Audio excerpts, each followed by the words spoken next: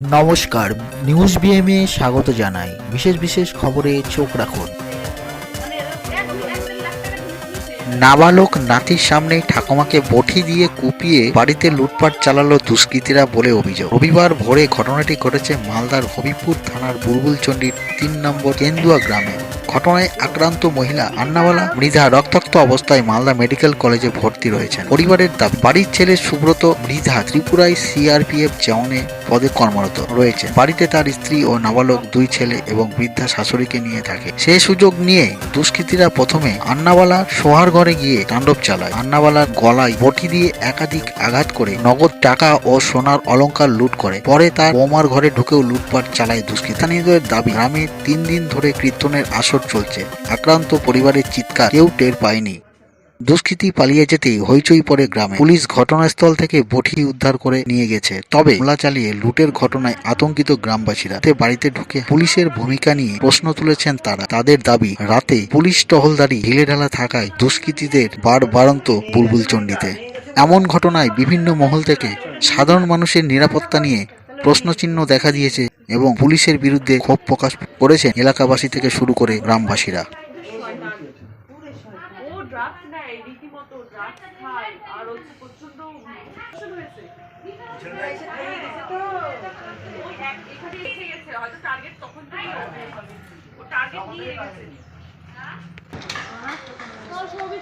আপনি যদি চ্যানেলে নতুন হয়ে থাকেন তাহলে আমাদের খবরের আপডেট পেতে লাইক করুন, কমেন্ট করুন, খবরের থেকে মতামত দিন। আর যদি আমাদের সংবাদ আপনার ভালো লাগে তাহলে সাবস্ক্রাইব করে বেল বাটনে ক্লিক করুন খবরের আপডেট সবার আগে পেয়ে যেতে। ধন্যবাদ। আমাদের শাশুড়ি, আমরা 2, ওর বাবা আর এর বাবা 2 ভাই। তা আমরা চিৎকার শুনে ও বডি ধরেছিল, বডি দিচ্ছে না, দরজা বন্ধ করে দিচ্ছে পেছন থেকে দেখা যায়। আর হচ্ছে তো যখন শাশুড়ি ডাকছে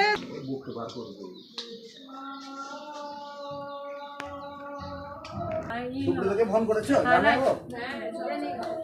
ও আসছে, তারপর শুনে বাবা আসছে আর ছেলে আরো কিছু দেখে গেছে কোথায় কি আছে না আছে। ও এক মাস আগে এই বাড়িতে এসেছিল, এক মাস আগে এই বাড়িতে ঘুরে ওর মার সাথে এসেছে, ওর মার সাথে এসেছে। তাহলে মাঝ মাথা তো জেনে তুমি তো সারাটা ধরে থাকো, আমাকে মোবাইল দেখাচ্ছিল, ওই যে তুমি বসে বসে মোবাইল দেখো। আমি যখন মানে রাত তখন দিতে হবে, আমি শুয়েছিলাম আমার ঘরে ঠিক আছে মানে দিন আমার টয়লেট যাচ্ছে, তুমি যাও যাও না তোমরা টাইম করে দিই। হ্যাঁ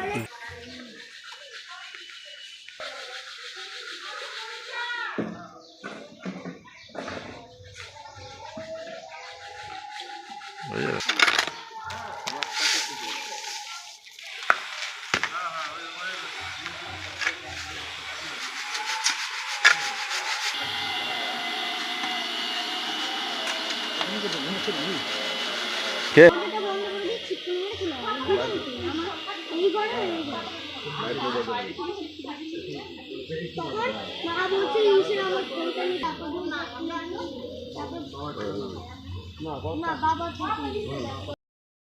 রাতের বেলা আমি যখন শুয়েছিলাম তখন আমার ঠাম্মা বলছিল যে টয়লেট যাবি, আমি বললাম না।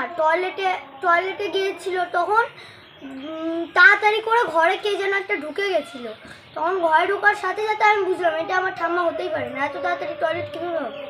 তো তারপর যেই ঠাম্মা ঢুকলো আমি হালকা চেতন পেয়েছিলাম। তখন দেখলাম যে ঠাম্মার কেউ একটা মুখ চেপে ধরেছে বালিশ দিয়ে চেপে ধরেছিল, বলে যে গলা কেটে দিব। সব কিছু যা আছে সব কিছু বের কর। তো বলার সাথে সাথে একবার কোপ দিয়েছিল, কিন্তু আমি থামিয়ে দিয়েছিলাম, বললাম যে কিছু করবেন না। তো সব বের করে দাও ঠাম্মা, আমি বললাম যে চাবি ওখানে আছে, বের করে নিতে হবে। তো সব কিছু বের করার পর কানের দুল যা ছিল সব টান দিয়ে খুলে নিল, মালাও খুলে নিয়েছিল, আমার মালাও খুলে নিয়েছিল। তখন যখন ওই ঘরে লুটপাট করা হয়ে গেছিলো তখন আমার মায়ের ঘরে এসেছিল। মায়ের ঘরে এসে আমাকে বলছিল কি, এই জায়গাটা দাঁড়িয়েছিল, আমাকে বলছিল যে তোর মাকে ডাক। এবার আমি যখন মাকে ডাকলাম তখন মা দরজা খুললো, সাথে সাথে ও ঢুকে গেল। আর কিসের ভয় দেখাচ্ছিল, বটিটার ভয় দেখাচ্ছিল। তখন মা বললো যে কী হয়েছে, মা বিছনার উপর বসে পড়লো। তখন আলমারিতে গিয়ে ও খোঁজাখুঁজি করা শুরু করে দিল। তখন মা খুলে রেখে দিল বালাগুলো। তখন বালাগুলো খোলার সাথে সাথে তখন মাকে বলল যে যা আরও কিছু আছে কি ঘরে, তারপরে বলল। তারপরে যেই শুনেছে যে লোকেদের ডাকছে তখন শুনে ও মাকে ধাক্কা দিয়ে ফেলে দিয়ে পালিয়ে গেল, কিন্তু দরজাটা বন্ধ করে দিয়ে গেছিল, ছিটকুনি দিয়ে গেছিল, ওই দরজাটাও ছিটকুনি দিয়ে বাইরে থেকে? হ্যাঁ। আর তখন ঠাম্মা ওই ঘরে চিৎকার করছিল যে আমার বৌমাকে কেউ বাঁচান, বৌমাকে কেউ বাঁচান। আর বাড়িতে ছেলে মানুষ ছিল না কেউ?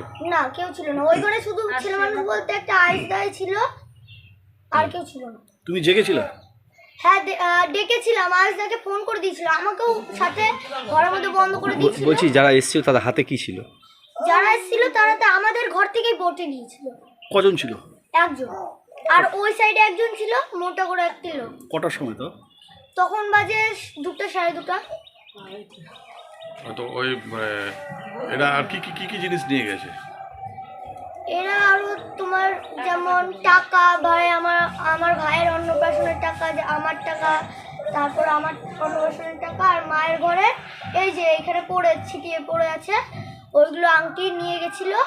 কিন্তু মায়ের বালার ফোনটা নিতে পারিনি, কারণ ফোনটা আমি একটি চাদর দিয়ে ঢেকে রেখেছিলাম। চিনতে পেরেছিল কে ছিল?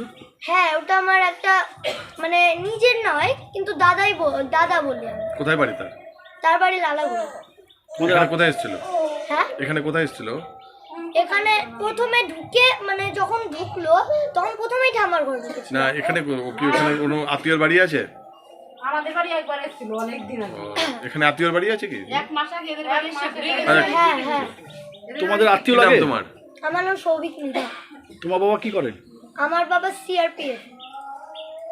এখন পোস্টিং আছে, ডিউটিতে আছে? হ্যাঁ। মা কই? পরে এসে বললো যে মা দরজাটা খুলো, তখন আমি খুলে দিলাম যে কী হয়েছে, আমার ছোটো ছেলে আছে। তো ছোটো ছেলে বললো যে ওই ছোটো ছেলে তো বলতে পারছে না, ওই করছে, কাঁদছে। তো আমি বললাম বাবু ভাই কাঁদছে, তো আমি একটু দুধ দিয়ে আসি। তো দুধটা দিয়ে ও ঘুমিয়ে গেল। তারপর উঠলাম, এখানে উঠে তো সেখানেটা খুলে দিলাম। খুলে দেওয়ার পরে বললো যে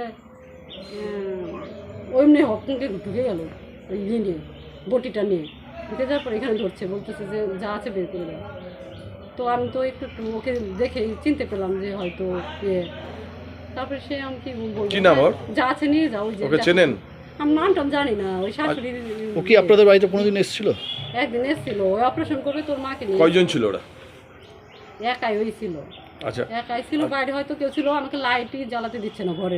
ঘরে লাইট বাজছিল, বড় লাইটটা দিব যে রডটা জ্বালাবো, দিচ্ছেই না। কি কি নিয়ে গেছে আপনারা? ওই যে ছিল ওইখানে কি যে ছিল ওইটা আমি নাই। সোনা গয়না অলংকার পত্র কিছু নিয়ে গেছে? এই যে কানে মালাই ছিল, মালা তো নাই, মালা এমনি মালা ছিল, হাতের একটা ছিল সোনার, ওইটা নিয়ে গেছে। কত টাকার জিনিস হবে তাও? আপনার শাশুড়ি কি কি নিয়েছে? শাশুড়ি টাকা পয়সা সবই নিয়েছে, ওইখানে ওই ঘরেই রাখা। সব মিলে কত টাকা? আমি জানি না, ওই শাশুড়ি বলতে হবে সেটা। আর শাশুড়িকে এখানে? হ্যাঁ, এখানে গলার মধ্যে তো দেখলাম অনেকটা। আমি তো ওই বাচ্চাখানে তবে এক ঝলক দেখলাম। এখন কোথায় আছে শাশুড়ি? মালদাতে আছে। হাসপাতাল মেডিকেলে ভর্তি? হ্যাঁ। কি নাম আপনার? কণিকা সরকার। না, যে ছেলেটা ছিল চিনতে পেরেছেন? চিনতে কি, ওই আমার হচ্ছে বিনাদির ছেলের মতোই তো লাগছে। আমি ডাউট করছি ওই হবে। ওই আপনার কি আত্মীয়? আত্মীয়? হ্যাঁ, আমাদের আত্মীয় কি মানে আমার শাশুড়ির ইয়ে। অনুমান করছেন? হ্যাঁ, শাশুড়ির ইয়ে ওইটা। কিন্তু ওই দেখেছে মুখোশটা সরে গেছিল। আচ্ছা, মুখোশ পরেছিল? হ্যাঁ, পরা ছিল, মাছের মতো কেমন একটা টুপি দিয়েছিল, এখানে পরা ছিল। কখন হয়েছে ঘটনাটা? 2টার দিকে। আপনার বাড়ি কোথায় এটা? এটা কোথায় জায়গার নাম? এটা কেন্দ্র। বুলবুলচন্ডী? হ্যাঁ, বুলবুলচন্ডী। আপনার স্বামী কি করেন? সিআরপিএফে চাকরি করে। উনি আছেন? না, বাইরে। আপনার কয় ছেলে মেয়ে, কজন থাকেন এখানে? এখানে যে 2 ছেলে আর শাশুড়ি আর আমি। স্বামী ছিলেন না? নামটা নিয়ে না। আপনার নাম? কণিকা সরকার। আপনার কি এখন আতঙ্কে রয়েছেন? অবশ্যই, সেটা তো আতঙ্ক থাকবেই। কত টাকার জিনিস নিয়ে গেছে ও? তখন কীভাবে আইডিয়া করবো আমি? শাশুড়ি আসলে বলবো। শাশুড়ি এখন ওইখানে ঠিক আছে। 2025-26 সালে বিধানসভা ভোটের আগে শেষ পূর্ণাঙ্গ বাজেট ইতিমধ্যেই পেশ রাজ্যের অর্থমন্ত্রী চন্দ্রিমা ভট্টাচার্য। তবে বাজেটে সেরকম কিছু রাজ্যবাসীর জন্য চমক না থাকলেও সরাসরি সরকারি কর্মচারীদের বাড়তি 4% হারে মহার্ঘ ভাতা, ঘাটাল মাস্টার প্ল্যান এবং পথশ্রী প্রকল্পের জন্য 1500 কোটি টাকা ঘোষণা করা হয়েছে। আর এই পথশ্রী প্রকল্পে রাস্তার কাজে ব্যাপক দুর্নীতির অভিযোগ তুলেছেন খোদ শাসক দলের পঞ্চায়েত সদস্য। এই সুযোগে শাসক দলকে কাঠগড়াই তুলতে ছাড়েনি বিরোধীরা। একযোগে শাসক দলকে আক্রমণ বিরোধীদের। সাফাই তৃণমূলের পথশ্রী প্রকল্পের কাজের মান নিয়ে শুরু হয়েছে রাজনৈতিক তরজা। মালদহের রতুয়া 1 ব্লকের ফুলার নদীর রিং বাঁধে বাহারাল থেকে কাহালা আশুতলা পর্যন্ত পথশ্রী প্রকল্পের 6.83 কিলোমিটার ঢালাই রাস্তার কাজ শুরু হয় গত বছরের ফেব্রুয়ারি মাসে। এই কাজে বরাদ পায় রায়গঞ্জের একটি বেসরকারি ঠিকাদার সংস্থা। কাজের জন্য অর্থ বরাদ্দ হয় 2,77,787 টাকা। প্রথমে কাজ শুরু হয়েছিল পুরোদমে, এরপর কাজ থমকে যায়। কিছুটা কাজ হলেও অতি নিম্নমানের বলে অভিযোগ। শিডিউল মোতাবেক কোনো কাজ করা হয়নি। ঠিকাদার সংস্থা নিজের খেয়াল খুশি মতো কাজ করেছে। কাজের মান নিয়ে প্রশ্ন তুলেছেন এলাকাবাসী। শাসক দলের থেকে শুরু করে শাসক দলের গ্রাম পঞ্চায়েতের পঞ্চায়েত সদস্য দুর্নীতির অভিযোগ তুলতেই অস্বস্তিতে পড়েছে জেলা তৃণমূল কংগ্রেস।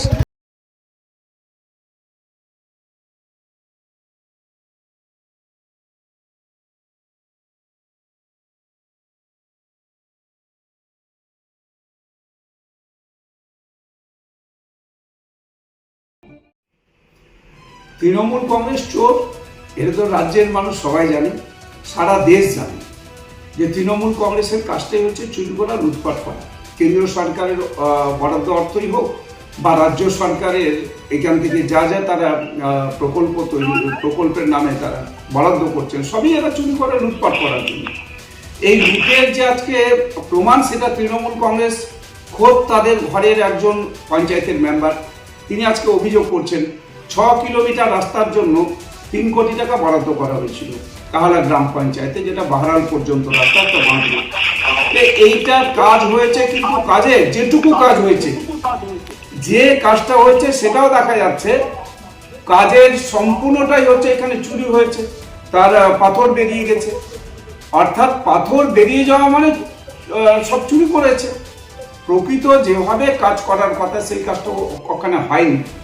তো আমরা এখানে সেই জন্যই বলবো, আমাদের সদ্য যেটা কেন্দ্রীয় বাজেটেও দেখা গেছে, কেন্দ্রীয় আমাদের যে মাননীয় আমাদের কেন্দ্রীয় অর্থমন্ত্রী সম্মানীয় নির্মলা সীতারামনজি, তিনিও বলেছেন 5,798 কোটি টাকা দেওয়া হয়েছিল 2016-17 অর্থ বছরে পাকা বাড়ি তৈরি করার জন্য। সেই টাকাটাও তারা লুট করেছে। এখানে বড় লোকদের দিয়েছে, বড় লোকদের অর্থাৎ পাকা বাড়িওয়ালাকে টাকা দিয়েছে, ওখান থেকে টাকা তারা এখানে কাটমানি করেছে।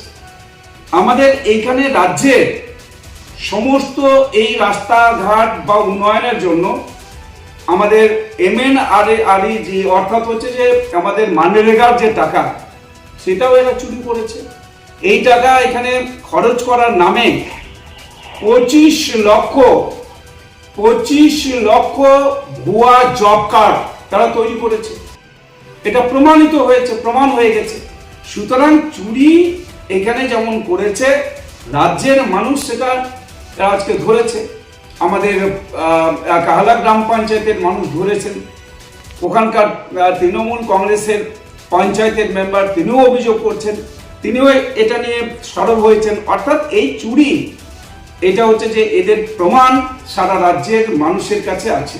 তাই আমি বলবো, যারা চুরি করেছেন রাস্তার ওই 6 কিলোমিটার রাস্তার জন্য যে 3 কোটি টাকা বরাদ্দ করা হয়েছিল, এই টাকার সম্পূর্ণ কাজ করতে হবে এবং যেভাবে ওখানে তার যে ড্রয়িং করা হয়েছিল, অর্থাৎ ওখানকার যে কাজের যে নির্মাণ করার জন্য যেভাবে ওখানকার যে ওখানকার ইঞ্জিনিয়ার যেভাবে তারা বলেছেন, সেই অনুযায়ী কাজ হওয়া উচিত।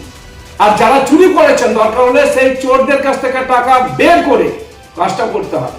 তার জন্য মানুষ যেমন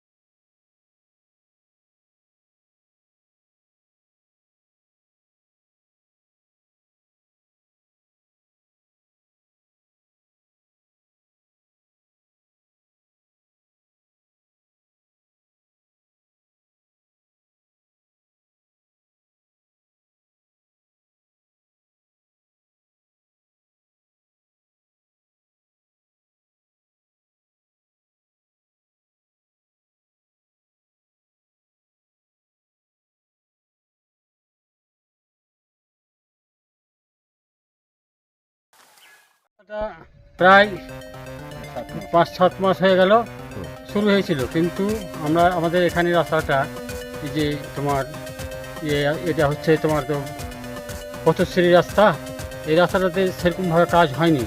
বালি যেরকমভাবে বালির পরিমাণটা অনেক বেশি আর গিট্টির পরিমাণটা অনেক কম, মানে যা ইচ্ছা তাই করে চলে যাচ্ছে। এখানে কিন্তু কাউকে মানে ভ্রুক্ষেপ করছে না। আমরা বলছি তো আমরাকে বলছি না, আমরা সেটা ইচ্ছা করে কাজ করে যাব, আপনাদের দেখার আছে দেখেন, এই বলে জিনিসটা বন্ধ আছে। আমি একটা গ্রাম পঞ্চায়েতের সদস্য, এমডি, আমার নাম এমডি মোবারক হোসেন। আমি এখানে সংসদে তার গুনছি, এখানে কাউকে কথা কোনো কিছু বলেনি। কত দূর হচ্ছে কাজটা এখান থেকে? কত দূর রাস্তা? এখান থেকে মোটামুটি 6 কিলোমিটার। বাহারাল পর্যন্ত? বাহারাল পর্যন্ত, এখান থেকে আমার আশুরা থেকে বাহারাল পর্যন্ত 6 কিলোমিটার।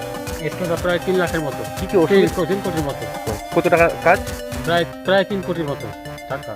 আচ্ছা, হ্যাঁ, 3 কোটি আর টাকার মতো এখানে স্কিম ধরেছে। আমরা জানি, বোর্ডও আছে আমাদের বাড়ির পাশে। হ্যাঁ, আমি এখানকার সংসদের মেম্বার। এখানে ভালো কাজ হচ্ছে না, বালির ভাগ বেশি দিয়ে গিট্টিগুলোকে শুধু সামান্য দিয়ে কাজ চালিয়ে যাচ্ছে। হ্যাঁ, এই অবস্থা আছে, এখন পর্যন্ত কাজ শুরু হয়নি। আপনার নাম? আমার নাম এমডি মোবারক হোসেন। বাড়ি? বাড়ি আমার আশুটোলায়। এই সংসদের মেম্বার আমি। হ্যাঁ, রানিং মেম্বার এখন। কোন দলের? হ্যাঁ, কোন দলের? আমি তৃণমূলের।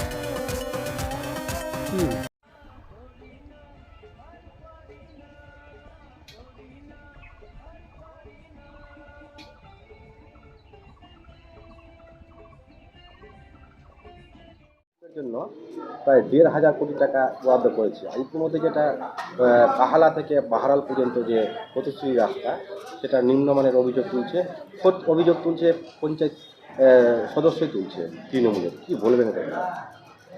এটা নতুন করে কিছু বলার নেই। এই দলটা যখন জন্ম নিয়েছে, এখন বর্তমানে যারা আছে আপাদমস্তক গোটা দলটাই দুর্নীতির সঙ্গে যুক্ত। বাজেটেও আমরা দেখেছি যে যে প্রকল্পে ঘুরপথে কিছু টাকা ওদের হাতে আসবে, নেতাদের হাতে, সেই জায়গাগুলোতে বাজেটে বেশি করে টাকা ধরা হচ্ছে। তার মধ্যে যেটা আপনি বললেন পথশ্রী, সেই পথশ্রীর ক্ষেত্রেও ঠিক একই ঘটনা। বাহারাল থেকে কাহালার যে রাস্তা, 2,77,00,000, মানে প্রায় 3 কোটির কাছাকাছি সেই রাস্তা। হাজার হাজার মানুষ সেই রাস্তার উপর দিয়ে হাঁটছে। ওদের চুরিটা কোন পর্যায়ে গিয়ে পৌঁছেছে, স্বয়ং তৃণমূল দলের মেম্বারও এই কথাটা বলতে বাধ্য হচ্ছে, এখানে কিছু একটা ব্যাপার আছে। নতুন করে বলার কিছু নেই। দ্বিতীয় কথা হচ্ছে যে বাজেট যা হয়েছে, একটা দিশাহীন একটা বাজেট। আমরা ঢাকঢোল পিটানোর ক্ষেত্রে আমাদের তো যেটা দাবি ছিল, ICDS, আশা, এদের তো মোবাইল 3 বছর আগে দেওয়ার কথা, সেই টাকাটাকে অন্য জায়গায় রেখে এখন দেওয়ার কথা, মানে ঢাকঢোল পিটিয়ে ঘোষণা করা হচ্ছে। ডিএর কথাটা ঘোষণা করে 4% দিয়ে যেটা বলা হচ্ছে, এখনও কেন্দ্র রাজ্যের তফাৎটা হচ্ছে প্রায় 35%। সেগুলো কথা আমরা ছেড়েই দিলাম। লক্ষ্মী ভাণ্ডার ঘোষণা হলো না। আমরা চাইছিলাম যে লক্ষ্মী ভাণ্ডারে আসুক মায়েদের হাতে, কিন্তু ওটা দেখবেন 26-এর নির্বাচনের আগে আগে করবে। এই দলটাই একেবারে উপর থেকে নিচে পর্যন্ত একই রকমের, একই সুতায়, একই মালায় গাঁথা আছে, দুর্নীতির মালায়। আপনার নামটা? জহুর আলম, CPIM মালদা জেলা কমিটির সদস্য।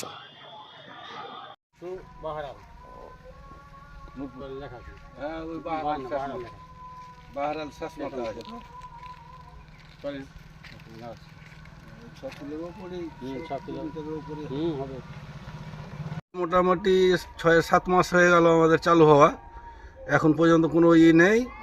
এটাতে রাস্তাতে যাতায়াত হচ্ছে, ধরে নাও যে মহানন্দটোলা, বালুপুর, তোমার সূর্যাপুর, কমলপুর, দেইপুর, এগুলো রাস্তায়, এটাই রাস্তা। হ্যাঁ, নূরপুর থেকে যোগাযোগ আছে। এই রাস্তাটার কোনো হচ্ছে না, গিট্টি উঠে সব হয়ে আছে। এটা কি রিং বাঁধ? এটা না, এটা মাস্টার প্ল্যান বাঁধ। এই যে ধরে নাও যে ফ্লোর নদীর আছে পার্শ্বে, এটা ঘেরাও। কি অসুবিধা কি হচ্ছে আপনাদের? অসুবিধাই তো যাতায়াতের গিট্টি উঠে আছে, কোনো একটা রুগী নিয়ে যাবো তাড়াহুড়া করে তো যেতে পারছি না। হ্যাঁ, কত কিলোমিটার রাস্তা হয়েছে এটা? কত কিলোমিটার? ও কতটা রাস্তা? মোটামুটি 6-7 কিলোমিটার হবে মনে হয়। এই তো এই অবস্থায় আছে। এখন চাইছেন কি আপনারা? আমরা চাইছি রাস্তাটা হোক। হুম। রাস্তাটা হবে কি হবে না কোনো দিকই হচ্ছে না, খালি ওর করে চলে গেছে জিএসবি করে, এখন পর্যন্ত কোনো খবর নেই। যে সংস্থা কাজ করছে এখানে তাদের কিছু বলেছেন আপনারা, জানিয়েছেন? না, ওরাও জানায়নি, আমরা দেখতে পাচ্ছি না তো কি জানাবো। আসছে না কেউ? আসছে না কেউ, তো আসছে না এখানে। চুরি করে কাজ করে এখানে ওই চুরি করে কাজ হচ্ছে, এখানে কোনো কাজই তো নেই, আর আসছে না। যাবে উদয় হওয়ার মতোই তো, এখানে উদয় হওয়ার মতো, আমাদের কোনো কাজ হচ্ছে না, কোনো ওকে দেখতে পাচ্ছি না, 6-7 মাস হয়ে গেল, এই তো উদয় হওয়ার মতোই। এটাই আমাদের আপনার নাম? আবুল হোসেন, বাড়ি আশুতলা। যে রিংবাদটির কথা আপনারা বললেন, এই রিংবাদটা কাহালা থেকে বাহারাল অবধি কিছু অংশ দেবীপুর অঞ্চলেও করছে। এই যে রোডটা পথশ্রী প্রকল্পে অলরেডি এনরোল হয়েছিল এবং কাজও স্টার্টেড হয়েছিল, কিন্তু এই রোড, এই রিংবাঁধের বেশ কিছুটা অংশ অকুপাইড বাই ইললিগাল এনক্রোচার্স। তো আপনারা দেখেছেন ওখানে সাংসদ হচ্ছে বিজেপির, অপদার্থ কোনো কথা বলেন না। ওখানকার কাহালা যে জিপিটা সেটা বিজেপি, সেখানে কোনো রকম এই কাজকে ত্বরান্বিত করার জন্য মিনিমাম উদ্যোগটুকুটা নেই, এবং যারা ইলিগালি এনক্রোচ করে আছে তাদেরকে ছড়ানোর মিনিমাম সদিচ্ছা তাদের মধ্যে নেই। কাজেই সেই সব কারণের জন্য কাজটা স্টপড হয়েছিল। যেহেতু এই ইললিগাল এনক্রোচার্সরা তখন কাজ করতে দেয়নি বলে তখনকার যে কাজটা স্টপড হয়েছিল, এখন রেটটাও অনেকটা এনহ্যান্সড হয়েছে। তখনকার রেট এবং এখনকার রেটের মধ্যে এনহ্যান্সমেন্ট অনেকটা আছে। সেই কারণে অ্যাকচুয়াল কী কারণে কাজটা সম্পূর্ণ হচ্ছে না সেটার জন্য আমরা কনসার্ন ভিডিও লেভেলে তদন্ত করিয়ে আবার যাতে নতুন করে এটাকে রিভাইজ করানো যায়, তার জন্য আমরা আমাদের দলীয়গতভাবে, তৃণমূল কংগ্রেস ছাড়া তো বাংলায় কাজ করার কেউ নেই। মুখ্যমন্ত্রী মমতা বন্দ্যোপাধ্যায় যতক্ষণ অতন্ত্র প্রহরীর মতো এই বাংলাকে রক্ষা করবে, সব কিছু আগামী দিনে হবে, এটা আপনারা রেস্ট অ্যাসিওর্ড থাকুন। প্রতিবাদ করছেন না, তিনি বলছেন কাজটা করানোর কথা বলছেন। প্রতিবাদ আলাদা জিনিস, কারণ তিনিও জানেন যে যারা ইলিগালি এনক্রোচ করে আছে তাদের জন্য তখন কাজটা স্টপ হয়েছিল, এবং এই কাজটাকে যদি করতে হয় তাহলে যারা ইলিগালি এই রিং বারটাকে অকুপাই করে আছে তাদের বেশ কিছু অংশ যদি ফাঁকা না হয় তাহলে এই কাজটাকে এগোনো যায়নি।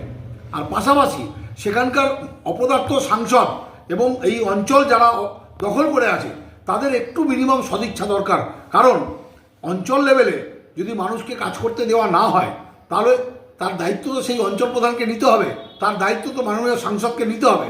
সবাই মুখ বুজে থাকবে আর ভাববে মুখ্যমন্ত্রী সব করে দিয়ে সোনা দিয়ে মুড়িয়ে দেবে, এটা পৃথিবীতে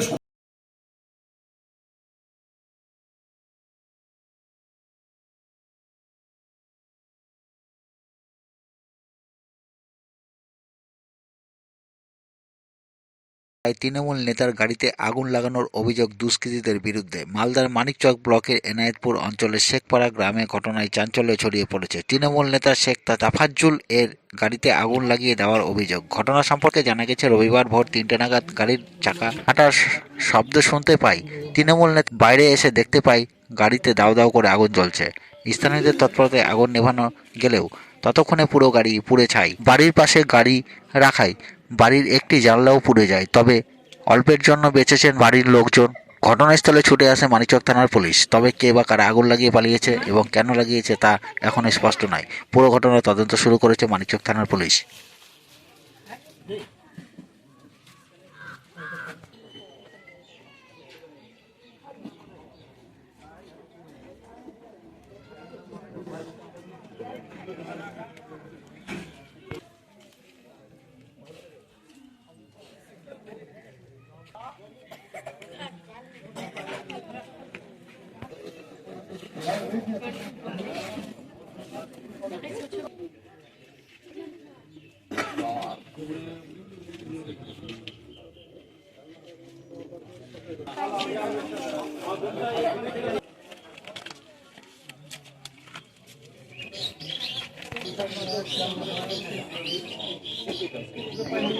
আজকে মানে ভোর আনুমানিক 3:45-50 দিকে আমরা ঘুমিয়েছিলাম, হ্যাঁ তারপরে আওয়াজ হলো, আচ্ছা মানে টায়ার বাস্ট হচ্ছে, হ্যাঁ। টায়ার বাস্ট হচ্ছে, হ্যাঁ উঠে দেখছি তো গাড়িটা পুড়ে যাচ্ছে। আচ্ছা কিভাবে পুড়লো গাড়ি, কি অনুমান করছেন?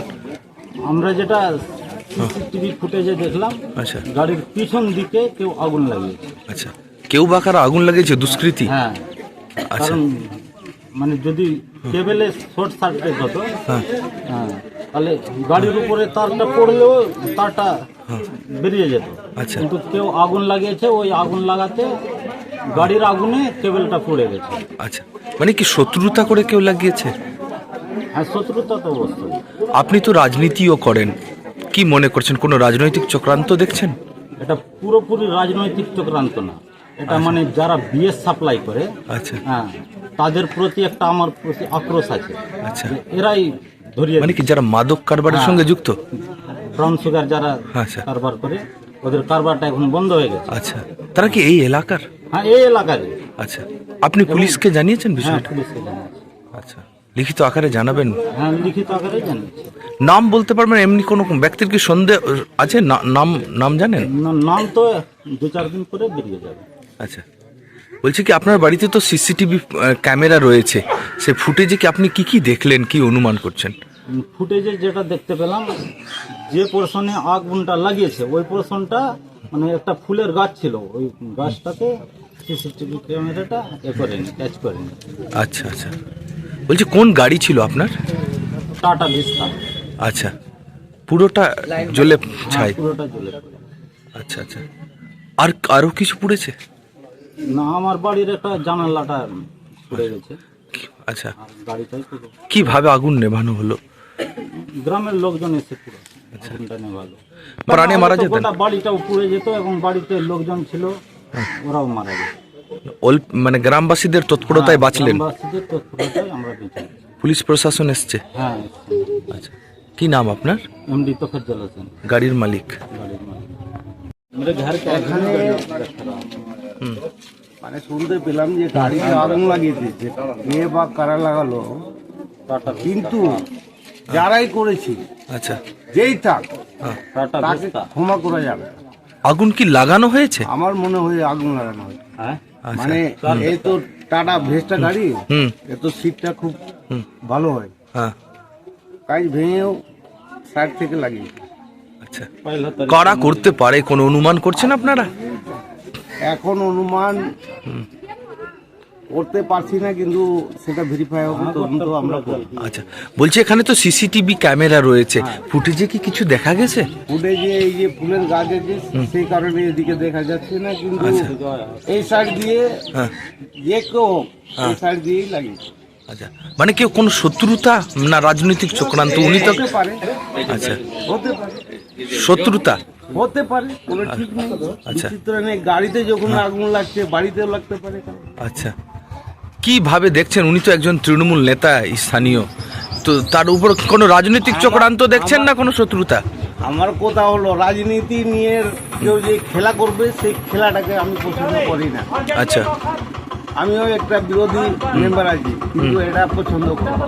আচ্ছা কি নাম আপনার? আমার মোহাম্মদ আসাউজ্জামান, ডাক নাম ফেকা। আচ্ছা কি পঞ্চায়েত সমিতির মেম্বার? পঞ্চায়েত সমিতি, কংগ্রেস। হ্যাঁ। সকালে শুনলাম তোফাজ্জলের বাড়িতে আগুন লেগেছে, গিয়ে দেখলাম গাড়িটি সব পুড়ে গেছে, ইলেকট্রিকের তারটা জানালাতে আগুন লেগেছে। কার পুড়ে গেছে? তারও পুড়ে গেছে, আচ্ছা। ওটা গাড়ি পুড়ে গেছে, আচ্ছা ওটা জানলায় আগুন লেগেছে। বলছি আগুন কিভাবে লাগলো? আগুনটা কেউ লাগিয়েছে, আচ্ছা হয়তো এর আগে তোফাজ্জল ড্রাগস পার্টিদের কাছে লিখে দাঁড়িয়েছিল, গ্রামের আরও অন্যান্য নেতাগুলো দাঁড়িয়েছিল, আচ্ছা হয়তো ওই আক্রোশে যদি আগুন লাগিয়ে থাকে, আচ্ছা এটাও বলা যাচ্ছে না।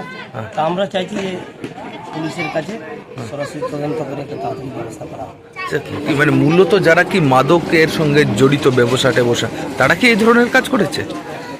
এটা না হবার কিছু না, তোফাজ্জল বা আরও অন্যান্য নেতাগুলা বা আরও অন্যান্য সমাজের লোকগুলা ওই মাদক যারা প্রচার করে তাদের আক্রোশে দাঁড়িয়েছিল, হয়তো হতে পারে এই আক্রোশে আগুনটা লাগিয়েছে। আমরা চাইছি যে পুলিশের কাছে এটা সরাসরি। পুলিশকে জানিয়েছেন বিষয়টা? পুলিশকে জানিয়েছি, পুলিশ এসছেন, আশা করি পুলিশের কাছে ঠিকঠাক সুবিধা পাবো আমরা। আচ্ছা, কি নাম আপনার? আমার নাম এমডি হেসানুল হক। স্থানীয় বাসিন্দা? মালদা জেলা আদিবাসী সেঙ্গেল অভিযানের পক্ষ থেকে রবিবার বিকেল 4টা নাগাদ মালদার কদুবাড়ি মোড় সংলগ্ন একটি বেসরকারি লজে বিশেষ কর্মসূচি গ্রহণ করা হয়। মূল উদ্দেশ্য আগামী দিনে জনগণনা হবে, যেখানে আদিবাসীরা নিজেদের ধর্ম যেন সার না দেখায়, সার না লেখায়, সেই বার্তা দেওয়া হয়েছে।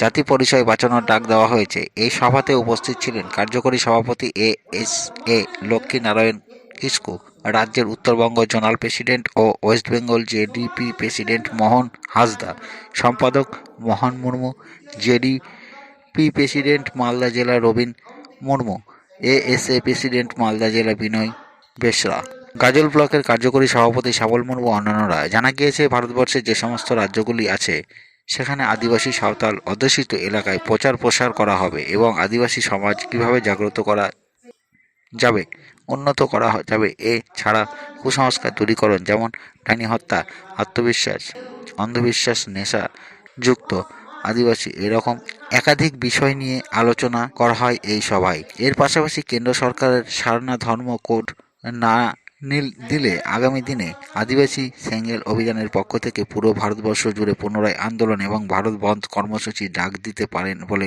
নেতৃত্ব দ্বারা জানিয়েছেন। গাজল ব্লকের কর্মী সম্মেলন আদিবাসীদের জাতি, ধর্ম, ভাষা, কুসংস্কার অন্যান্য বিষয়ে আলোচনার জন্য আজকে একটা ট্রেনিং প্রোগ্রাম ছিল।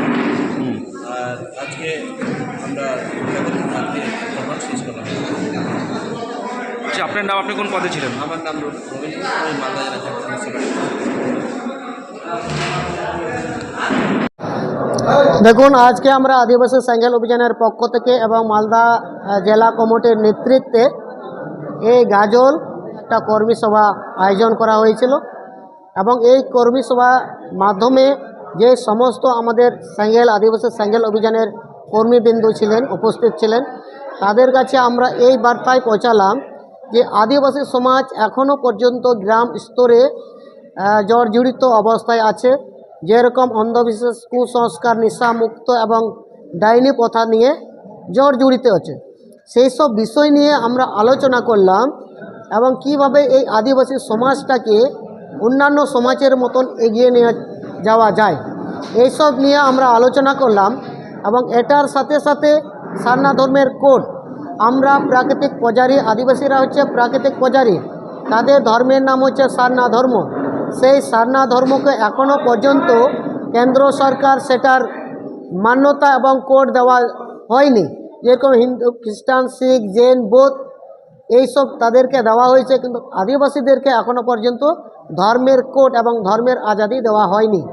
তারই জন্য এটাও আমরা ডিসকাস এবং আলোচনা করলাম যে অতি শীঘ্রই কেন্দ্র সরকার আদিবাসীদের ধর্মের কোড, সারনা ধর্মের কোড যাতে কেন্দ্র সরকার আমাদেরকে দেওয়া হোক, এটা নিয়ে চর্চা এবং আলোচনা করলাম। এটার সাথে এটাই আলোচনা করলাম আরও যে আদিবাসী এই সাঁওতালি ভাষাকে 2003 সাল পার্সি জিতকিরিয়া সালখান মুর্মুর নেতৃত্বে ভারতীয় সংবিধানে 8ম তফসিলের অন্তর্ভুক্ত হয়েছে।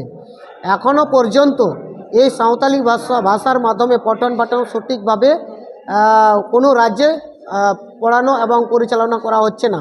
তার সাথে ঝাড়খণ্ড রাজ্যে, সেটা হচ্ছে আদিবাসীদের রাজ্য, সেই রাজ্যে ঝাড়খণ্ড রাজ্যে আমাদের আদিবাসী সেঙ্গেল অভিযানের পক্ষ থেকে ডিমান্ড থাকছে ঝাড়খণ্ড রাজ্যে সাঁওতালি ভাষাকে প্রথম রাজভাষা হিসাবে স্বীকৃতি দিতে হবে।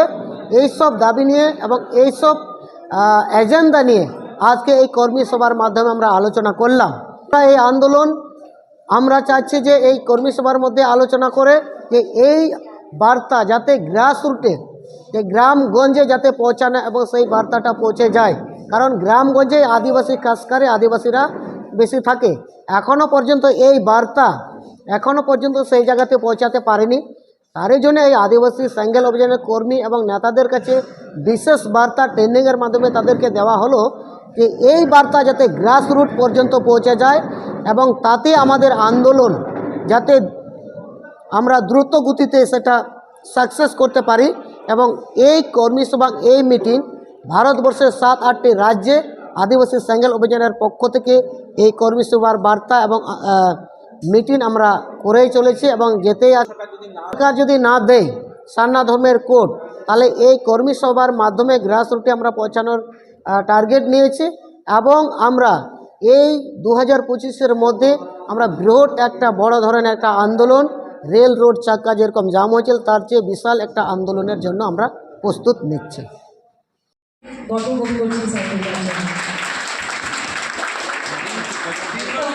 মালদার গাজলে কদুবাড়ি মোড় বেসরকারি এক লজে পশ্চিমবঙ্গ তৃণমূল প্রাথমিক শিক্ষক সমিতির গাজল চক্রের উদ্যোগে সংবর্ধনা অনুষ্ঠিত হয়। এই সংবর্ধনা অনুষ্ঠানে উপস্থিত ছিলেন তাহের তৃণমূল প্রাথমিক শিক্ষক সংগঠনের নবনির্বাচিত জেলা সভাপতি সাইফুল রহমান, পঞ্চায়েত সমিতির সভাপতি মোজাম্মেল হোসেন, হারনুনা প্রাথমিক বিদ্যালয়ে প্রধান শিক্ষক গদাধর রায়, গাজল উত্তর চক্রের শিক্ষক জ্যোতিষচন্দ্র মণ্ডল, তৃণমূল নেতা অরবিন্দ ঘোষ, হাতিমারি রোগী কল্যাণ সমিতির চেয়ারম্যান মানিক প্রসাদ সহ অন্যান্যরা। এই অনুষ্ঠানে নবনির্বাচিত সদস্যদের স্মারক ও উত্তরীয় পরিয়ে সংবর্ধনা দেওয়া হয়। উদ্বোধনী সঙ্গীতের মধ্য দিয়ে অনুষ্ঠানের শুভ সূচনা করা হয়। তৃণমূলের প্রাথমিক সংগঠনের জেলা সভাপতি বলেন, সরকারি ফেডারেশন মাধ্যমিক প্রাথমিক সংগঠনের নতুন নির্বাচিত সদস্যের সংবর্ধনা দেওয়া হয়। আমরা আরও ভালো করে কাজ করব এবং সকল শিক্ষক শিক্ষিকারা কোনো সমস্যায় পড়লে সমস্যার সমাধান করব। একাধিক বার্তা দেওয়া হয় এই দিনের অনুষ্ঠানে।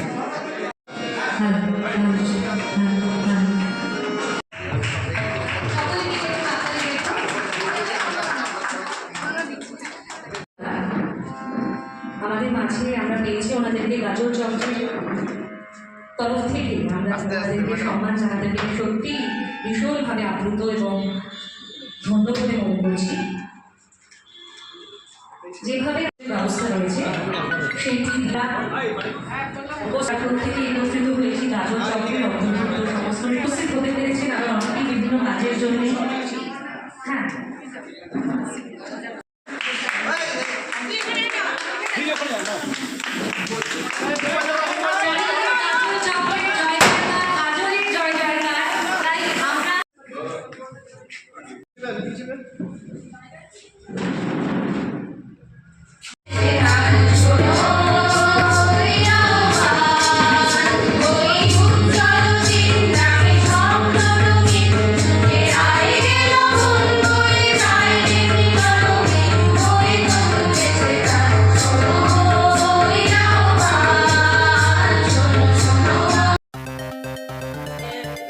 আমাদের শিক্ষক সংগঠনের সাইফুল বাবু নবনির্বাচিত জেলার সভাপতি নিযুক্ত হয়েছে, তার জন্য আমরা সবাই এক জায়গায় একত্রিত হয়েছি।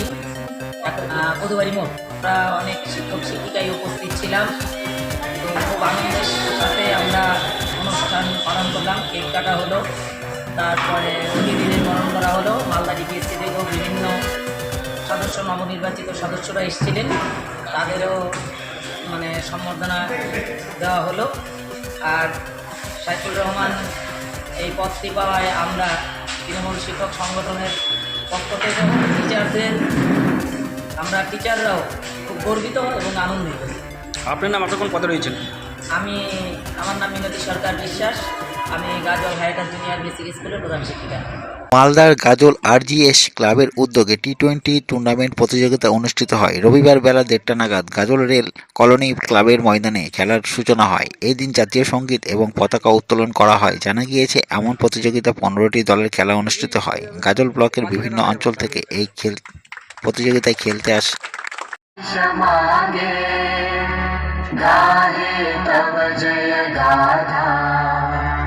जन गण मंगलदायक जय हे भारत भाग्य विधाता जय हे जय हे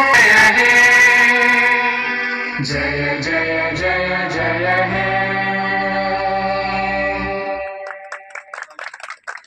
ধন্যবাদ। আসেন বিভিন্ন প্রতিযোগী দল। এই দিন দুটি দল চূড়ান্ত পর্যায়ে ফাইনালের মুখোমুখি হয়েছে।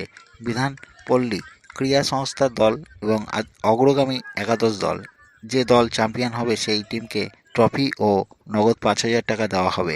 যে দল রানার্স হবে তাদের ট্রফি সহ 4,000 টাকা নগদ দেওয়া হবে। আরজিএস ক্লাবের সদস্য দীপঙ্কর রায় বলেন, সমাজ থেকে খেলাধুলা উঠে যাচ্ছে, এই খেলাধুলা সমাজে প্রয়োজন, তাই এমন উদ্যোগ নেওয়া হয়েছে।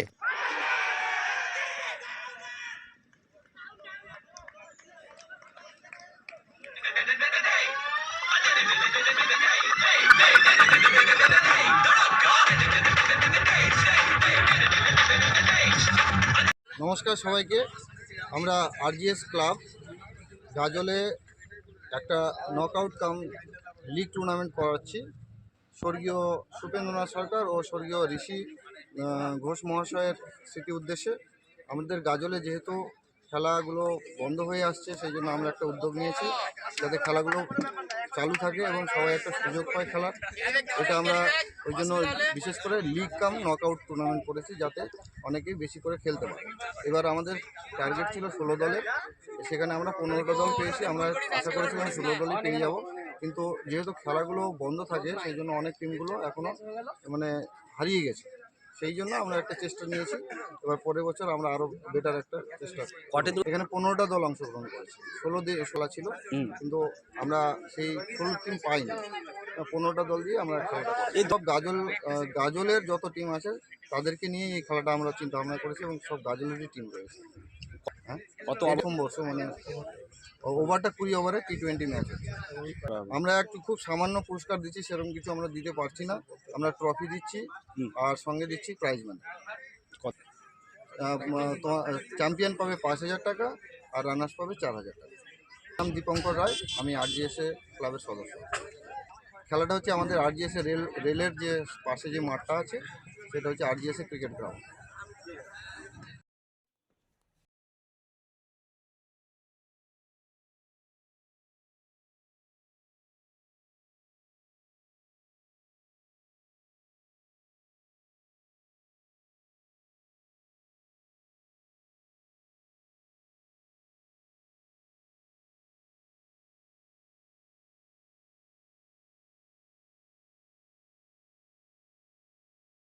ফেরার সময় অজ্ঞাত পরিচয় মুখ ঢাকা অবস্থায় যুবককে দেখতে পায়। তৎক্ষণাৎ তাদেরকে জিজ্ঞেস করলে পিছন থেকে একজন দুষ্কৃতী ধারালো অস্ত্রে আঘাত করে বলে অভিযোগ। ঘটনা জানাজানি হতেই ব্যাপক চাঞ্চল্য ছড়ায় এলাকা জুড়ে। রক্তাক্ত অবস্থায় অনুপ সাহাকে মোলপুর উপস্বাস্থ্যকেন্দ্রে চিকিৎসার জন্য নিয়ে আসা হয়। পরবর্তীতে বাড়িতে সুস্থ অবস্থায় তাকে নিয়ে আসা। এদিকে ঘটনার পরিপ্রেক্ষিতে মালদা থানায় লিখিত অভিযোগ দায়ের করেন। লিখিত অভিযোগের পরিপ্রেক্ষিতে খোঁজ শুরু করে মালদা থানার পুলিশ। 24 ঘন্টা কাটতে না কাটতেই গোপন সূত্রে খবর পেয়ে মালদা থানা এলাকা থেকে ওই দুই দুষ্কৃতীকে গ্রেপ্তার করে